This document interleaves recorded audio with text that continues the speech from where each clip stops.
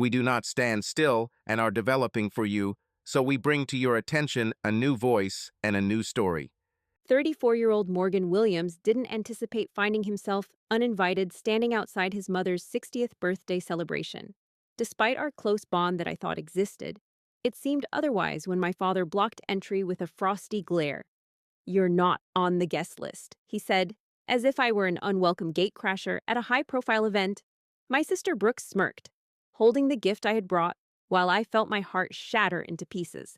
Prior to sharing what transpired next, let me ask where you're viewing this from. Press the like button if you have ever been excluded by those who should cherish you dearly. In our suburban Chicago household, growing up as the middle child wasn't simple. I lived in the gap between my accomplished older sister Brooke and the beloved younger brother Tyler, often barely visible in family photos. My mother, though, was unique. She saw me fully, not just a figure in the background. Even though she once was, now she isn't. When I was 7, I recall returning home distraught after not receiving an invitation to Melissa Anderson's birthday party. While Dad brushed it off with, "Not everyone gets invited everywhere," Mom stayed with me and made paper party hats for a small celebration between the two of us. She reminded me that I am unique in my own way, emphasizing that I should never forget this. When I was 12, I placed third in the science fair with my solar system model. Not first like Brooke always did, but Mom framed my certificate regardless.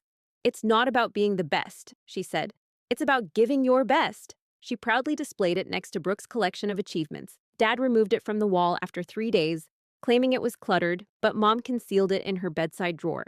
For my 16th birthday, when friends postponed plans for a more popular gathering, Mom drove me 2 hours to the city so I could see a musical that I had long wanted to watch. We donned formal attire, dined at an upscale eatery, and she made me feel as if I was her world's most valuable inhabitant.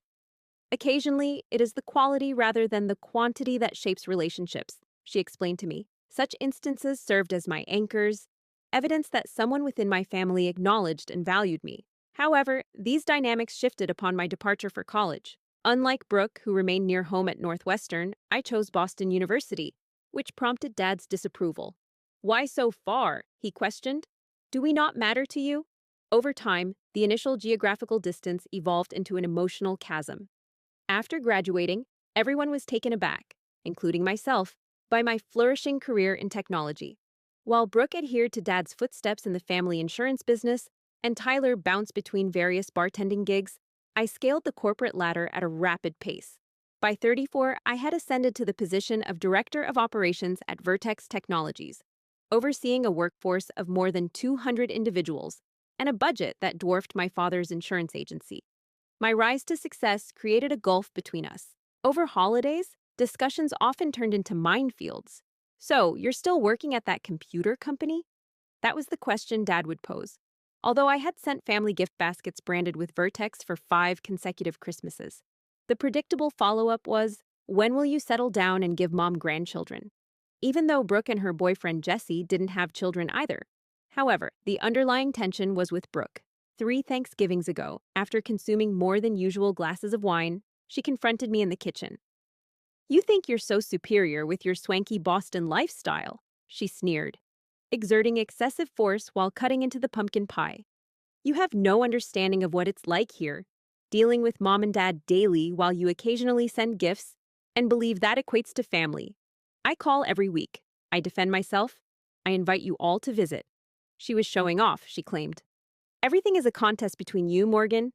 It always has been," was my retort. The notion of such a statement originating from Brooke was mind-boggling. I grew up watching her garner accolades while I cheered from the sideline. "That's not fair," I murmured softly. "I've worked hard for what I have. We haven't." Her eyes sharpened. "You think you're superior because you left? Let me make this clear. Mom doesn't boast about your accomplishment. She has no idea what your profession entails. At least I'm here, being a true daughter." Those words stung more than she knew. After that Thanksgiving, Mother's weekly calls turned into monthly ones, then sparse. When we did communicate, her voice sounded detached and preoccupied. The woman who used to cherish my science fair certificate now found it hard to recall significant details about my life. Tyler mimicked Brooke's attitude, as he often did. My friendly text exchanges with my younger brother deteriorated into brief replies. On my last visit, he spent the entire weekend engrossed in his phone, barely noticing me. My father hadn't ever shown support for me, but his disapproval solidified into something more solid. Your mother is concerned about you, he'd remarked during our less frequent discussions. All by yourself in that city. Working too much? It's not natural for a woman your age. I attempted to clarify that I wasn't alone. I had friends, acquaintances, a life I'd crafted. But to them, achievement outside of their notion of family was hardly true success. It was just failure adorned in designer apparel and an office corner. Mom's slow detachment caused the most pain.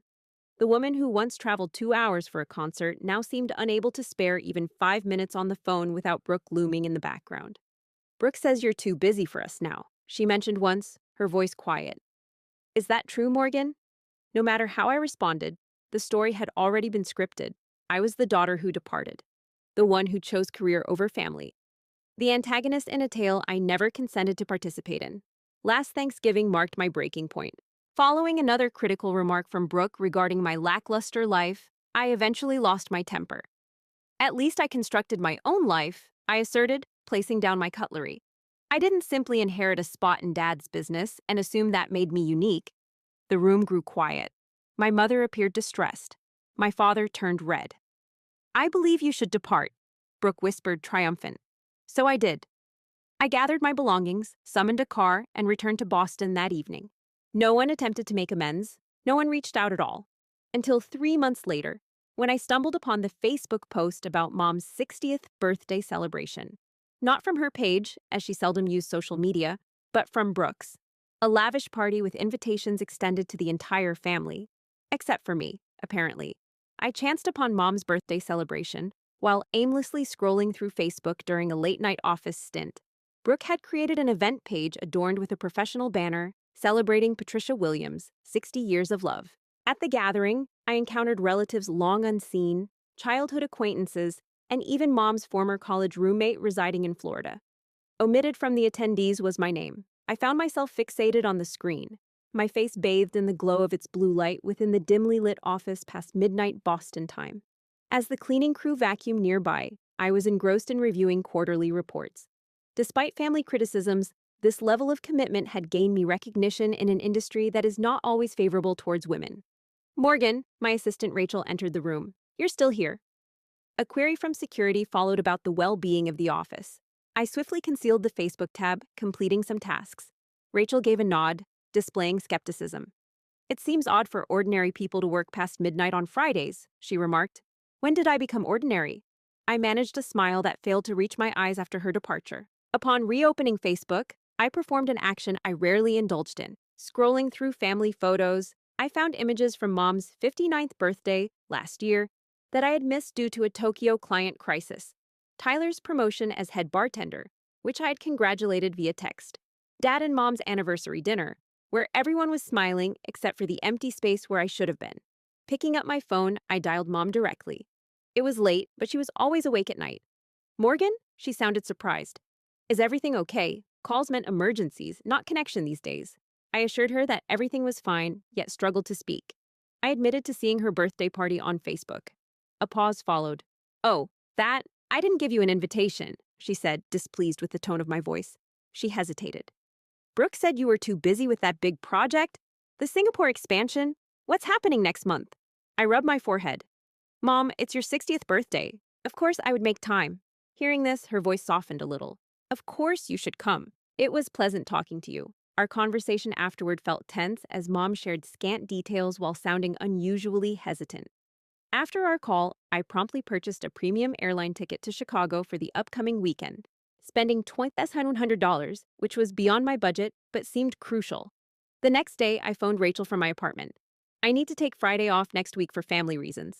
How about you? She reacted with genuine surprise. Are you all right? That's quite a joke. Please rearrange your vendor meetings instead. I meticulously planned for this trip as if executing a military operation, investing countless hours in finding the ideal gift. An antique emerald brooch from a shop reminiscent of one Mom loved in her grandmother's jewelry box, coupled with an upscale spa package at the resort she mentioned desiring. The cost amounted to nearly $3,000, perhaps a bit extravagant. Wishing to demonstrate that my absence didn't lessen my understanding of what would please Mom, I decided to choose an outfit carefully. A sapphire blue dress was selected, maintaining a balance between being conservative enough for Dad's approval and exhibiting my success. Despite not needing their validation, I found myself unconsciously swiping my credit card. The eve before my flight, I rehearsed conversations in the mirror of my bathroom. It's wonderful to see everyone. Smile, not overeager. How have things been? Business is good, but let's not talk about work too much. Deflect. Avoid boasting. Brooke, I apologize for what I said during Thanksgiving. Although she had initiated it, I repeated these lines as if rehearsing for the most significant presentation of my career. The following day, I received a text from Brooke. Heard you're coming. Just ensure this weekend isn't about you. I pondered over her message during the entire Uber ride to Logan Airport, struggling to find an appropriate response. I eventually wrote, excited for Mom's celebration, before moving on. The flight to Chicago provided me with 3 hours of intermittent hope and concern. I skimmed through work documents without truly comprehending them, then attempted relaxation exercises as suggested by my therapist. As Dr. Levine had mentioned in our sessions, family situations tend to resurrect old behavioral patterns. Recall you're returning as the adult you are today, not the child you once were. It was simpler to understand than to experience when confronting the influence of childhood dynamics. Instead of staying at my parents' house in the suburbs, I opted for the Westin downtown. This decision might be seen as elitist by some, but the prospect of sleeping in my old room, adorned with high school debate pennants, was intolerable. I sought a neutral location, a sanctuary to withdraw to if things took a turn for the worse. In the evening, I ordered room service and prepared my attire for tomorrow. The blue dress, modest silver heels, and pearl earrings given by Mom at graduation, all carefully chosen to convey a balanced image. I hardly slept the night before, as I was certain this visit would either mend our relationship or shatter any remaining connection. There were no options in between. With nervous hands, I applied makeup, styled my hair, and rehearsed one final smile in the mirror. "Happy birthday, Mom," I murmured to my reflection. "I hope you're pleased to see me." The setting was a refurbished boathouse overlooking Lake Michigan, perfectly fitting Mom's taste, sophisticated yet understated, featuring natural wood beams and large windows that captured the sun's April dance on the water. I spotted several familiar vehicles in the parking lot. Uncle Robert's classic Corvette, Aunt Diana's utilitarian Subaru, even my cousin Stephen's motorcycle. The Williams family cars, reminiscent of childhood playthings. Upon reaching the entrance, carrying a meticulously wrapped present, I noticed my father's college friend Thomas smoking outside. "Morgan," his eyebrows arched. "My goodness, is that you? It's been ages." "Hello, Mr. Paulson," I replied with a smile, reverting to childhood etiquette. "Good to see you." "You remind me of your mother at your age," he commented, offering an awkward side hug. "She'll be delighted you came." She had just mentioned she wished all her children were present today. This comment left me perplexed. Why would Mom say that if she knew I was coming? Before I could ask more, my cousin Eliza stepped out of the building. "Morgan?" Her surprise seemed sincere as she hugged me. "I had no idea you were coming. Brooke said you couldn't make it due to a significant work issue." "I rescheduled some meetings," I explained cautiously, growing increasingly uncomfortable. "It's Mom's 60th. I wouldn't have missed it." Eliza subtly altered her facial expression. "Correct. Everyone is indoors. Your mother looks radiant." I accompanied her to the entrance where your father stood welcoming guests. His recently trimmed gray hair and rigid posture were reminiscent of his time in the reserve. Upon seeing me, he failed to return a smile. Instead, his countenance stiffened into an expression I remembered from childhood reprimands. "Morgan," he said curtly, "why are you here?" The question displaced the planned greeting from my mind. "I'm here for Mom's birthday," I replied, attempting to maintain a casual tone. "Is that really unexpected?" He glanced at the clipboard in his hand and traced what seemed to be a guest list with his finger. "You're not listed." Those 4 words suspended themselves between us. I felt warmth rush to my cheeks, conscious of others observing our exchange. "There must be an oversight," I murmured. I'd spoken with Mom last week. She said it was fine for me to attend. Dad's demeanor remained unchanged. "No oversight exists.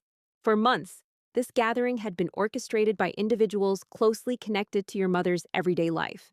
The sharpness of his words took my breath away. Other guests feigned disinterest while clandestinely observing me. This public humiliation was deliberate and malicious. "Father," I pleaded softly, "don't do this. I traveled expressly for this occasion, merely to extend birthday wishes to Mom." "You should have contacted me first," he retorted.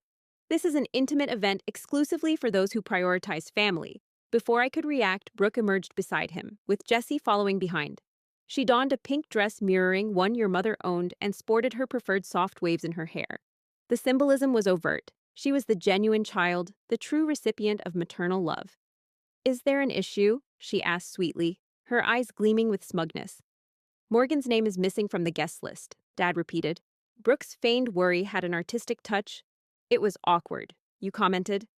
We hadn't discussed this matter after Thanksgiving incident, I replied, trying to maintain my composure. Addressing Mom directly, I said, I believe Mom felt pressured in that situation, as she dislikes confrontations. I scanned the room, searching for my mother and the gathering within. Where is she? You asked, expressing a desire to talk with her yourself. Dad stated that she was busy entertaining her real guests, and he didn't want me to disturb her on her birthday. Jesse, behind Brooke, looked uneasy. His gaze focused on the floor.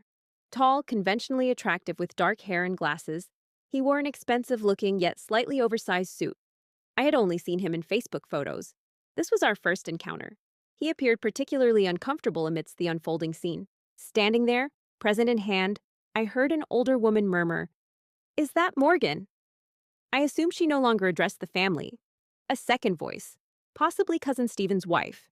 Brooke had called Patricia an unsupportive mother during Thanksgiving. Imagine that, followed by Brooke herself, without lowering her voice. Did she truly believe she was still welcome after what she said? In that instant, I realized the rejection wasn't sudden. It was premeditated, likely even looked forward to with pleasure. I inhaled deeply and composed myself. I wouldn't cry there. I wouldn't give them the pleasure of seeing me upset. I understood then. This exclusion wasn't spontaneous. It was intentional. I handed the beautifully wrapped present to my father, who accepted it instinctively. Tell her I love her and wish her a wonderful birthday, I added, looking at him directly. I had come only to deliver that statement, and without awaiting a response, I departed, walking steadily away with controlled strides. I resisted the urge to flee, though my instincts implored me to do so, escaping this embarrassment. Inside, I could hear Brooks's laughter, followed by my father's deeper voice, saying words that eluded me. I reached my rental car before my hands began quivering uncontrollably, making it impossible to insert the key into the ignition. The meticulously applied mascara was on the verge of creating black streams down my cheeks. I tightened my grip on the steering wheel, focusing on my breathing. Inhale 2, 3, 4. Exhale 2, 3, 4. I would not collapse in this parking lot. I would drive back to the hotel, pack my belongings, reschedule my flight, and return to Boston by tomorrow. This episode would be concluded forever. No more attempts at reconciliation, no more holiday greetings, no more feigning familial bonds. We were once housemates, not a family. Just as I was about to drive off, a rap at my window made me startle. There by my car stood Jesse, Brooks's boyfriend, signaling for me to lower the window. His demeanor was worried, almost regretful. In that instant, I contemplated ignoring him and speeding away, but my curiosity prevailed. I partially lowered the window. Morgan, he said before coughing awkwardly. Miss Williams, I mean. Call me Morgan is sufficient, I retorted instinctively, then furrowed my brow. Hold on, how do you know to call me Miss Williams? Jesse looked towards the venue, then back at me, as I work for Vertex Technologies in Boston. I'm from the software engineering department, 3rd floor. My thoughts darted through employee directories, trying to recall him. Jesse. That's right, Jesse Lawson, he confirmed. I joined around 8 months ago. I moved here from the Chicago office to be nearer to Brooke on weekends. I identified you instantly when I saw you today. At times, the universe exhibits a quirky sense of humor. Out of all the tech firms in Boston, my sister's partner happens to work for mine. Being engrossed in the operational aspects, I hadn't pieced together the puzzle about a new engineer. Have you informed Brooke that you work for me? I inquired.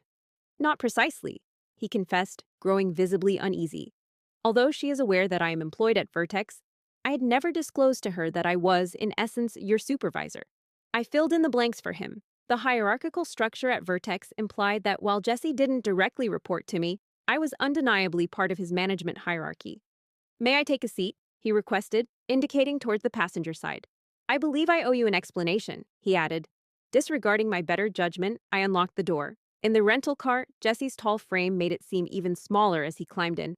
I should have spoken up earlier, he started. That wasn't right what transpired. Why didn't you? The question emerged harsher than intended. Complex family situations, he sighed. I've been dating Brooke for approximately a year, and I'm still trying to sort everything out. Well, you've just witnessed the Williams family at their best, I said sarcastically. That's why I joined you here, Jesse said, turning towards me. What transpired inside wasn't spontaneous, it was pre planned. My stomach knotted up. What do you mean? The night before, during the rehearsal dinner, Brooke and your father were discussing what to do if I arrived. Your father assured he would handle it. Your mother was not part of that conversation. Learning they intentionally orchestrated my embarrassment made the thought of it being a spontaneous act of cruelty less bearable. Does my mother know I attempted to attend today? I asked. Jessie hesitated before answering. She inquired about you earlier, expressing curiosity as to whether I might show up. Brooke told her that I had sent my regrets weeks ago. That was a lie, I whispered. I never did. Yes, I know. Jessie nodded. Over the last year, I've gathered quite a bit. Brooke frequently discusses you. I responded with dry humor. It must be flattering. He replied thoughtfully, it's complex. He indicated that there's envy involved. She often measures herself against you, though she'd never confess it, he said. Envious? I inquired. Of what? I queried with disbelief. She's the family favorite, Jessie simply stated. But you're the one who managed to escape, he added. You've created something entirely unique. And at work, he continued, you're esteemed. Highly esteemed. People speak of your leadership and strategic thinking, he concluded. When I learned that Brooke's sister Morgan, whom everyone at Vertex admires, was the same Morgan Williams, it was disconcerting to reconcile those two pictures in my mind. I sat there in silence, absorbing his words. Despite feeling like a disappointment in my family's eyes, apparently I've become a model of sorts professionally without even realizing it.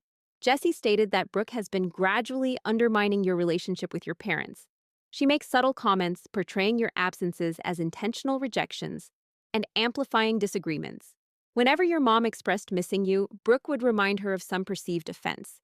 It was heartbreakingly obvious in Jessie's tone when he asked, how could she believe her? Jessie then explained that your mother has been dealing with serious health issues, which have made her more susceptible to manipulation. She suffers from mild depression and memory problems. Brooke has been assisting by managing her social engagements and medications in Chicago. This revelation struck me hard like physical impacts. While I was climbing my career ladder in Boston, it turned out that Brooke had been weaving an entirely different story here in Chicago, portraying me as the villain, the heartless daughter who deserted family for corporate triumph. Why are you telling me this? I eventually asked. You're dating my sister. Jesse looked at his hands, acknowledging the wrongness of what had transpired within. Given my experiences at Vertex, you've always treated people with respect, even when they err, he said. But that doesn't align with your recent actions. Furthermore, it's inconvenient when your girlfriend's family strife intertwines with your professional life. Amusingly, this predicament brought a fleeting smile to my face. I understand your situation. So, what do you intend to do? I gazed out at Lake Michigan, its spring sunlight dancing upon the water. The straightforward course of action would be to depart, return to Boston, and sever these distressing connections. My professional judgment whispered that sometimes it's wise to cut losses as a tactical move. Yet another part of me, the one that recalls my mother crafting paper party hats when I was 7, felt compelled not to leave things as they stand. I believe, I finally stated, it's high time everyone learns the truth. Jesse nodded, looking both relieved and frightened at the prospect. I'll back your decision either way, but do keep in mind our holiday gatherings with those folks, I reassured him, moving towards the door. With experience navigating tricky personalities in the corporate sphere, I felt an unexpected peace rising. This unplanned encounter wasn't what I anticipated for today, yet it might have been just the catalyst needed for years. Re-entering that building was one of the toughest moments in my life. Tougher than my initial address to the board, tougher still than terminating an employee I had personally hired.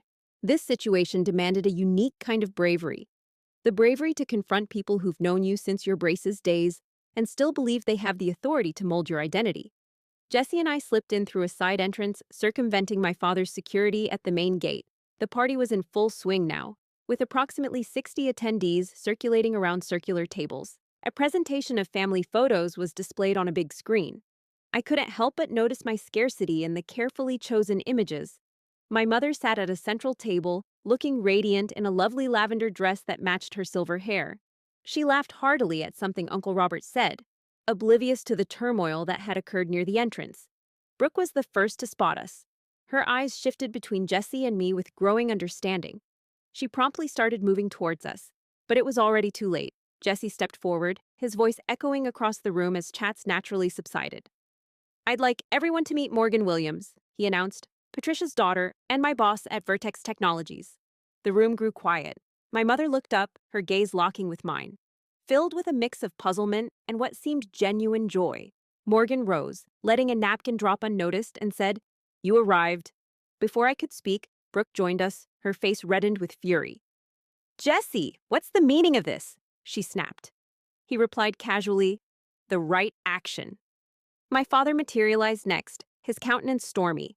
I assumed he grasped my stance at the door. "Yes, I did," I retorted, maintaining an even tone.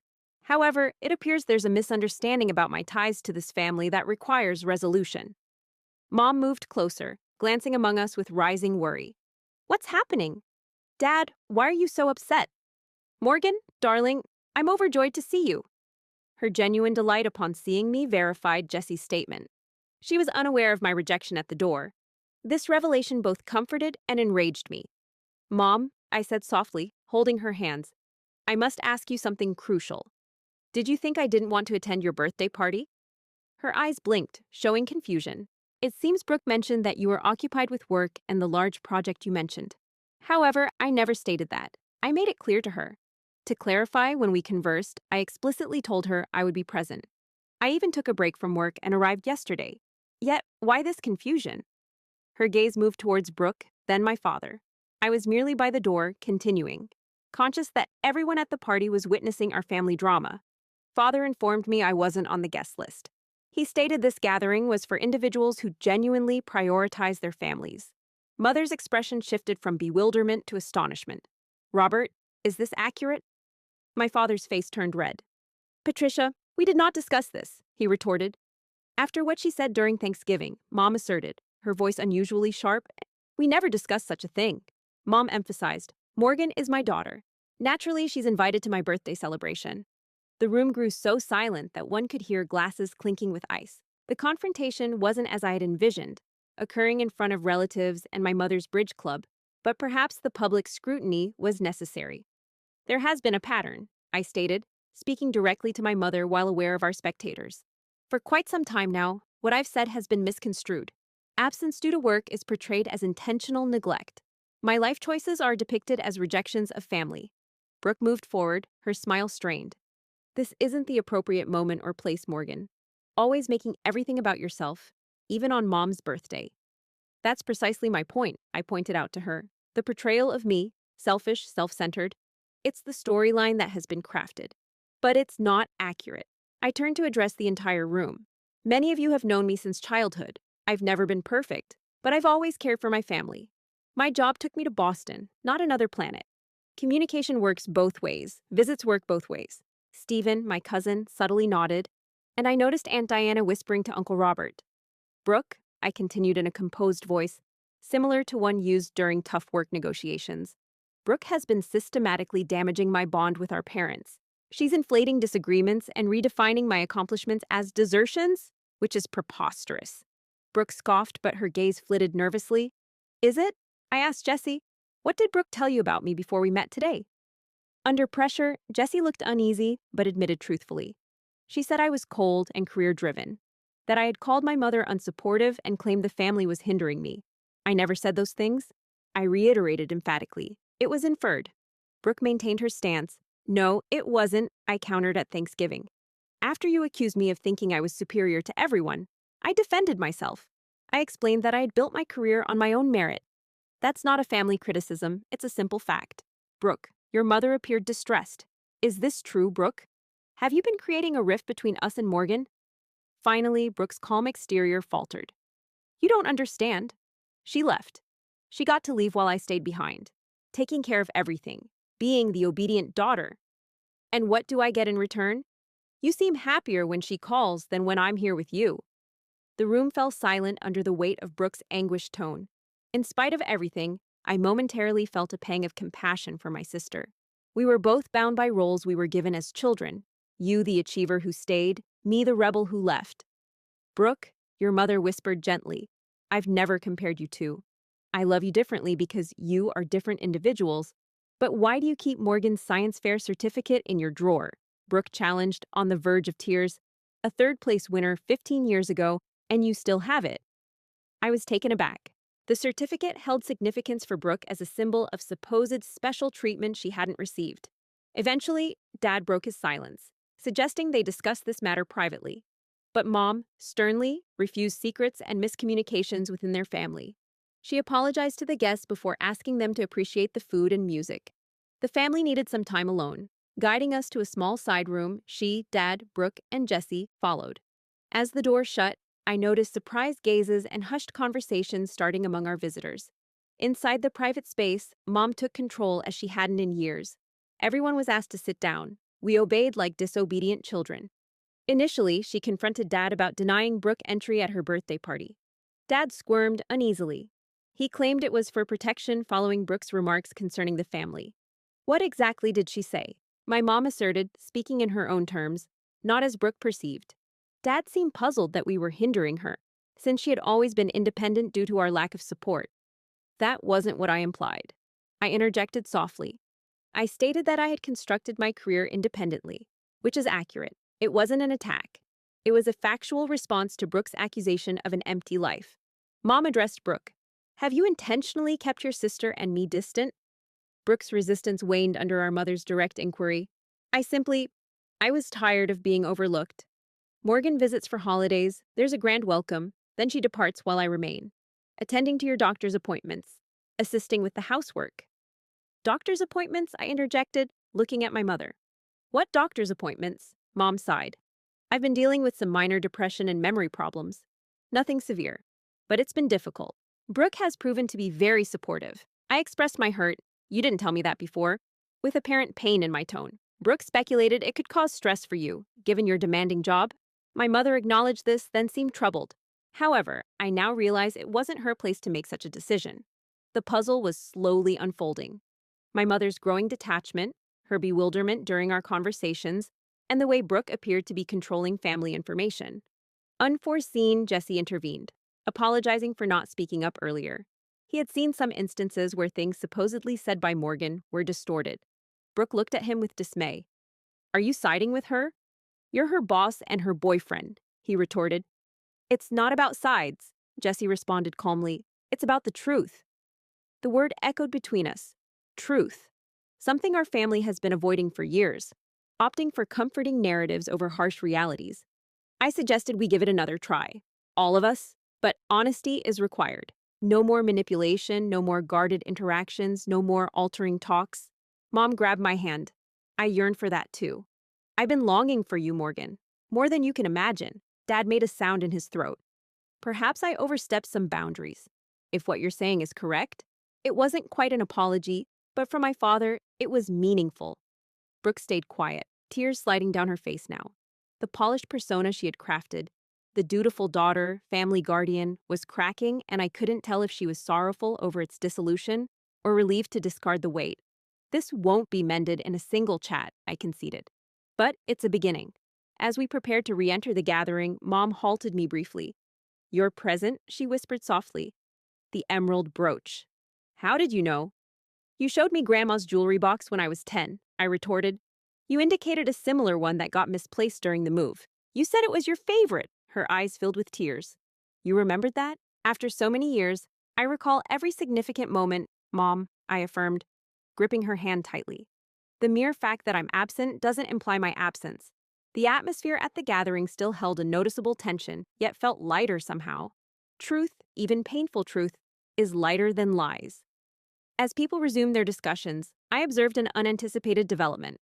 Relatives approached me, establishing real connections instead of idle chatter.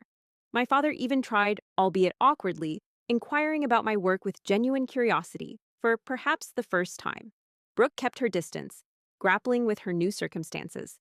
This encounter revealed not only her actions, but also her insecurities. If healing our relationship is possible, repairing it would take the longest, if at all. Yet, as Mom sliced her birthday cake, with me on one side and Brooke on the other, both of us mirrored in her smile, I felt something I hadn't anticipated finding that day. Hope. After Mom's birthday on Monday, I went back to my Boston office with feelings similar to a hangover, drained from an important but exhausting confrontation. I extended my stay until Sunday, spending time with Mom, discussing civilly, albeit stiffly, with Dad, and giving Brooke the space she evidently needed.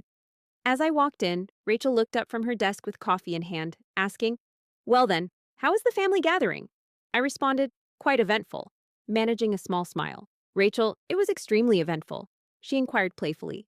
"And did they acknowledge the incredible, accomplished woman you've become?" The professional consequences of the weekend became apparent around 11 a.m. when I received an email from HR regarding Jesse Lawson's departmental transfer request. My sister's boyfriend was shifting from software engineering to the product development team, a move that would remove him from my reporting hierarchy. Appropriate at work, complex personally. I contacted Jesse that afternoon. "There was no need for you to switch departments," I said upon his answer. "It felt like the right move," he countered. "Sharper divisions considering the circumstances? How is Brooke dealing with all of this?" I asked the question I'd been postponing.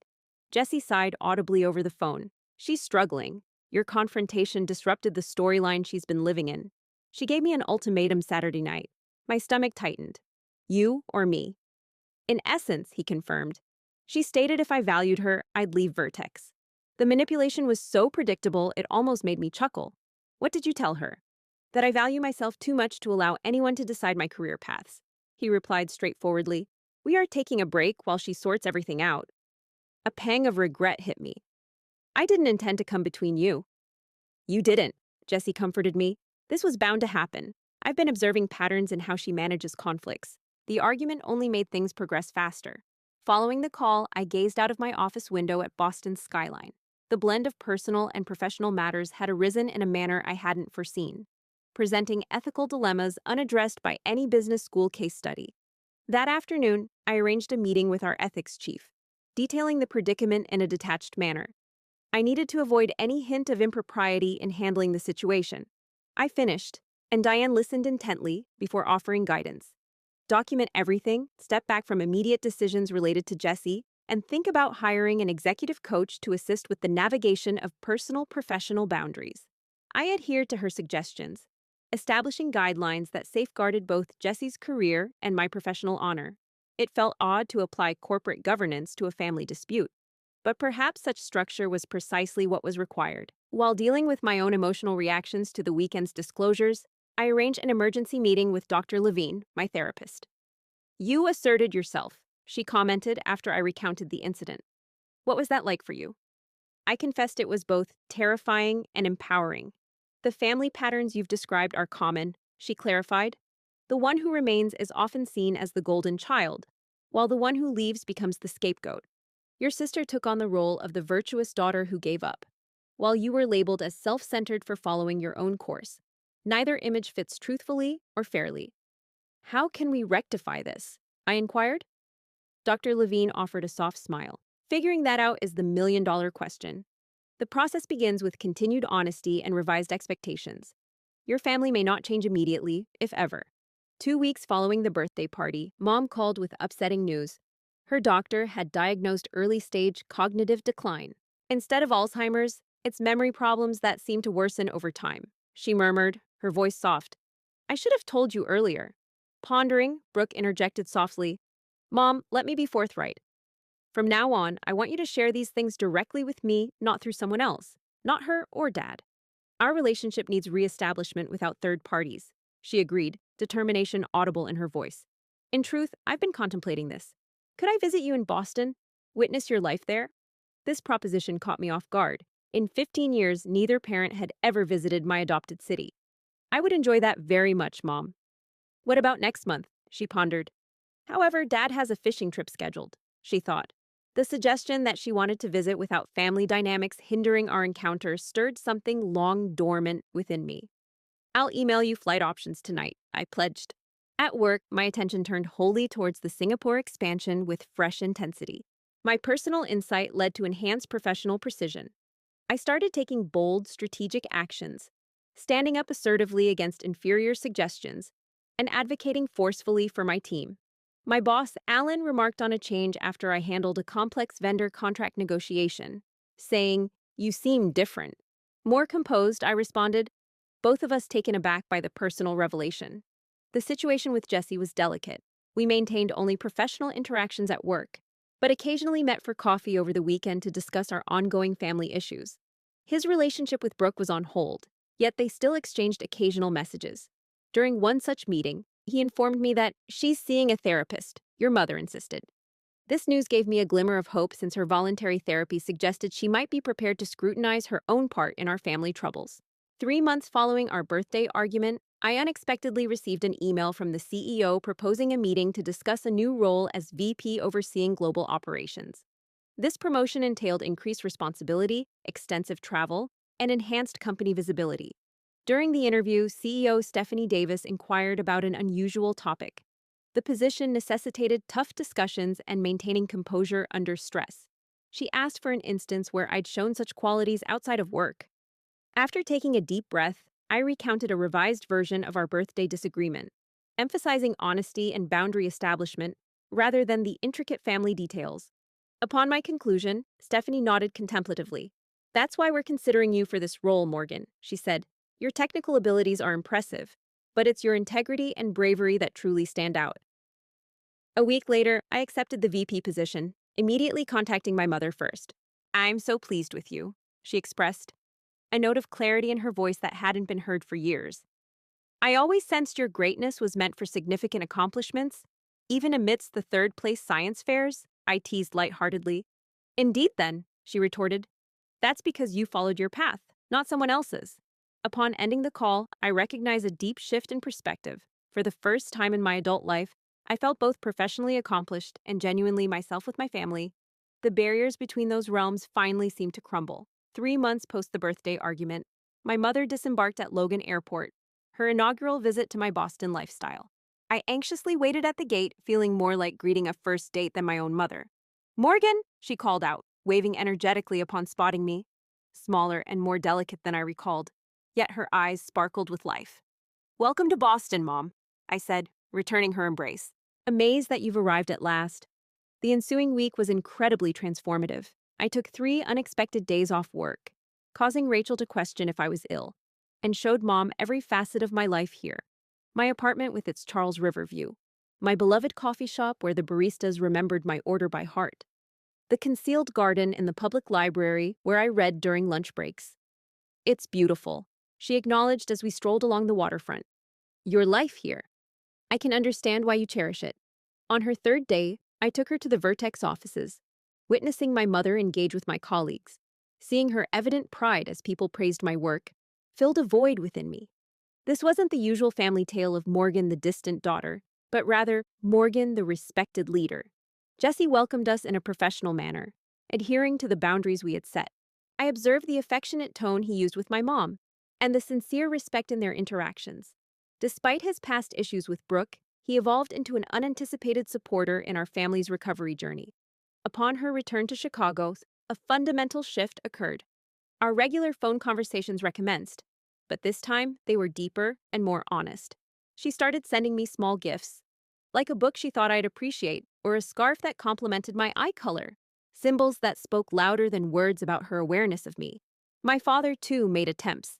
In his characteristic clumsy manner, he initiated emailing articles about technology with comments such as, "I think this might be relevant to you." It may have been small actions, but they were significant ones. The situation with Brooke remained the most intricate. For 2 months following our confrontation, there was no direct communication. Then, quite unexpectedly, she phoned one evening while I was preparing for a presentation. "I've been doing a lot of contemplating," she said directly, "and a lot of therapy." "That's good," I replied tentatively. She continued, "I'm not prepared to discuss everything right now. However, I wanted to express that I now comprehend some of my past errors. The manner in which I represented you to my parents wasn't fair. It wasn't exactly an apology, but given by Brooke, it was meaningful." "Thank you for sharing that," I replied. She also mentioned, "Jesse says you've been very professional about everything. He holds you in high regard and is a good person. If things transpire between the two of you, I believe he cares about you." "We are addressing our issues," she said ambiguously. "By the way, I need to leave now, but I wanted you to understand that I am making an effort. My promotion to VP has introduced new difficulties and prospects.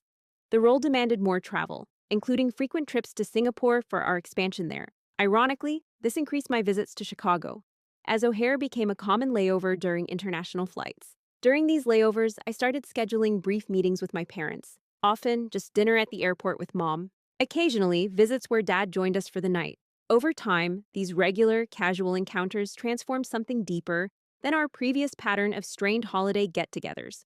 My mother's health improved with suitable therapy for her depression and cognitive problems. The doctors explained that lessening stress has been incredibly beneficial. She shared this during one visit. All that family stress was literally affecting my health. Half a year post the birthday argument at a Thanksgiving hosted in my Boston apartment. A conscious effort to reclaim the holiday that had caused last year's rupture. Mom and Dad readily accepted the invitation. Tyler showed up with his new partner, while Brooke declined but sent an unexpectedly thoughtful gift basket. As we sat around my dining table, extended with a hired table to fit everyone, I recognized this was the first family gathering that felt sincere instead of scripted. We weren't enacting roles given in childhood, but adults choosing to bond. Before dinner, Mom, lifting her glass, expressed gratitude towards Morgan for uniting us, not just geographically in this stunning house, but emotionally as well. Your bravery to express truth has transformed our family, Dad responded, unexpectedly emotional. I've been reflecting on the kind of father I've been and aspire to be. I'm proud of you, Morgan. Your accomplishments indeed. But your moral character is what truly impresses me. That recognition, long desired yet unanticipated, caused tears to well up. Later in the evening, as everyone assisted with cleaning up, a first in our Williams family chronicles, I received a message from Brooke. I hope dinner went well. Perhaps next year. Those 4 words held more optimism than 1,000 posed family pictures. The insights gleaned from this personal expedition were deep. My leadership approach changed, embracing authenticity and empathy. In my role at Vertex, I guided younger female colleagues grappling with work-life balance, offering modified accounts of my personal experience. To a talented analyst battling parental pressures, I stress that self-worth isn't defined by family approval or professional accomplishments. It stems from living honestly and treating others respectfully.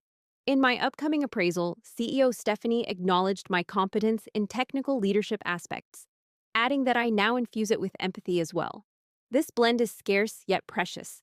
The apprehension I harbored about a birthday argument ruining my family unexpectedly led to its transformation. It's not turning into an idyllic family depicted in Hallmark movies. We remain imperfect, still learning, occasionally slipping back into old habits. Yet we are now doing so consciously, with the bravery to challenge unhealthy behaviors and the kindness to pardon them. My mother's remarks during her Boston visit resonated deeply with me, and I realized that being shut out from places you don't genuinely belong can guide you to discover where you do. She spoke about my career, but the sentiment applied equally to personal relationships. The harsh exclusion at her birthday party eventually paved the way for more genuine relationships. The emerald brooch I gifted Mom became her most cherished piece of jewelry, worn on every significant family event. It served as a tiny emblem of being recognized and remembered, even from afar. This spring, we're arranging our initial family therapy session. Mom, Dad, Brooke, Tyler, and me. The purpose isn't due to crisis, but rather our dedication to continuous healing. It's scheduled for next month in Chicago. I've already booked my flight. Family bonds aren't static entities, but ongoing expeditions. Maintaining them requires persistent effort that never truly ceases.